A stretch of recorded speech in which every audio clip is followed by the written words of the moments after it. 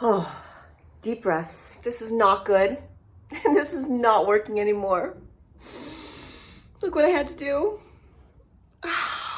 Big sighs over here as I am working through all the feels while navigating a disaster. In 2013, I moved into my studio. This was a small space designed to allow me to let my creative juices flow, have a separate, dedicated workspace, and it really gave me the opportunity to grow my small business in a number of ways. I am so thankful for the memories, experiences, and growth that has happened under this roof. Speaking of this roof, being this one,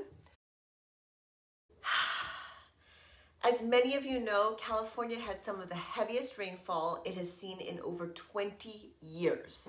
And my studio roof has fallen victim to the rapid deterioration. The rain entered my studio slowly at first through the windows, then all at once, it just poured in.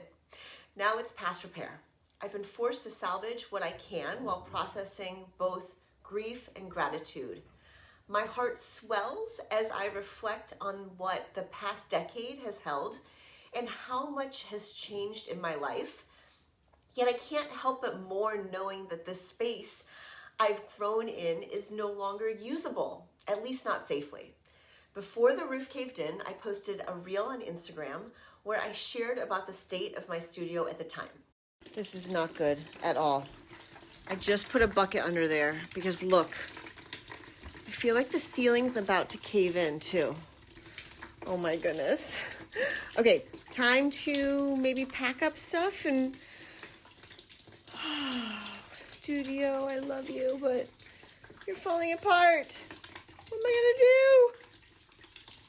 I was overwhelmed by the outpouring of support, wisdom, and kindness that so many of you showed in my video. Thank you for taking the time to share about your experiences, to offer your insights, or just to make me feel seen and not alone. I'm going to share a few comments that really impacted me. I wish I could share them all with you, but head over to my Instagram if you need some encouragement that there is so much good in this creative community. Your comments mean so much here and everywhere on social media. I love what Stephanie Makes Stuff said. You can hold gratitude and grief at the same time. This permission was the perfect reminder that our feelings are complex, and that's okay. They're allowed to coexist. This comment from Mary Beth about making space for gratitude and grief and frustration made me feel so seen. And it's hard to navigate a variety of emotions at once, but it's so important to feel all the feels fully. I also love the image of launching myself into a new studio space. That sounds so optimistic. These comments by Judith and Stephanie were reminders that it's time to reimagine and embrace the growth or the idea of growth. Judith was right. A studio upgrade has been thought of for a while, yet it feels so hard to let go of something that I've had work, but now I've outgrown. I do want to back up a little bit for those of you who don't know. This studio space was already here when we bought our house in 2013. I was pregnant with Jack at the time, and it was actually being used by the previous owner as his living space. He was renting out the main house, the 2-bedroom guest house, as well as the garage 1-bedroom, and this is where he lived. And he was going through a divorce, and it was a space that functioned, right? But it wasn't, let's say, that great as far as the ceilings go. They're kind of low. The floor, it turns out, is not really on a solid foundation or a real foundation.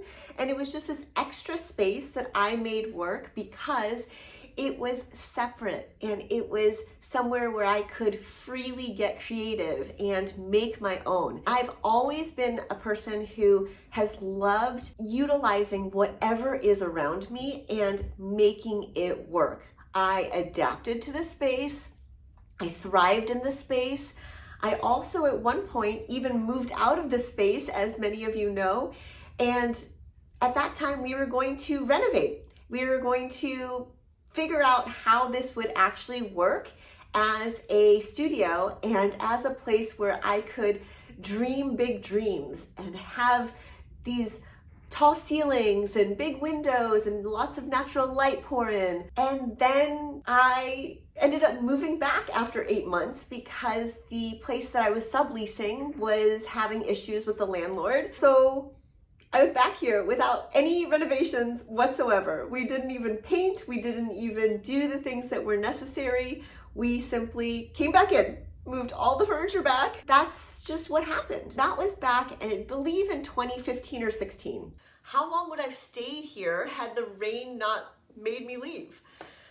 Though I believe in the law of attraction and living in abundance, getting what our heart truly desires, I also believe that sometimes we need to hit the pause button and reflect on what it is we truly want. All of a sudden, I've been forced to rethink my habits, shift my outlook on my art making practices, and reconsider where I want to go next. Maybe it's time to join along in a challenge to be a creative minimalist. What do you think? Think I could do it?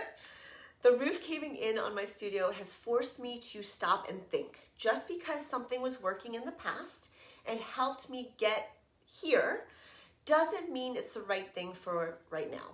This is the perfect reminder that we can still hold gratitude while letting go of those old ways of being. It might even be a sign and support for the one little word I chose for this year, which is leap. A few key lessons I'm learning from this experience is that conflicting emotions are allowed to coexist. Sometimes we are forced to grow faster than we had planned for, and that's okay. To be excited about what it is to come while mourning what was. In moments like natural disaster, it's hard not to feel completely out of control. But no matter the circumstance, we are really in charge of our lives and the course they are taking. We get to choose how we respond to circumstances. We can harness how we feel within and trust our intuition to guide us in the direction of our dreams. Though I cannot control the weather or how it has impacted my studio, I can control how I respond. I can control how I give space for my feelings. I can control where I go from here with small steps and little leaps and maybe some big leaps of faith. Cheers to nearly a decade of making it work in the studio, hoping it's only a temporary goodbye to this dream box. I've loved having the organization and the immediate access to so many of my favorite supplies. Though, if you've been following along on my creative journey for some time, you'll know that I can be super creative and I can make use of small spaces. Kitchen tables, coffee tables, hotel beds, heck, even airplane tray tables.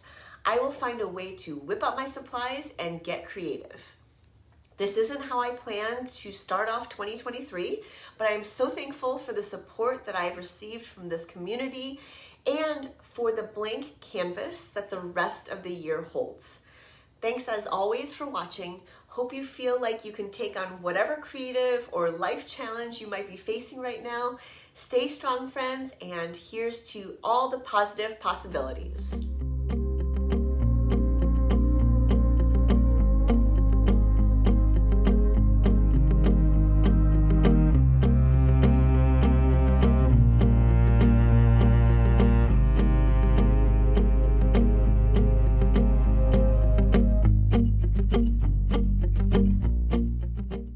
I'll eventually make a longer video where I dedicate my favorite moments and show you snippets from the studio, but for now, this is just what it has to be. Woo! Thank you, friends. Thank you so much for your support, always. Oh, Dreambox. I had to empty most of you. I'm so sad. Look. Mostly empty. Oh. I should probably change this to happy happened here. Crafts department. But really, look at this. Look at how it's rigged.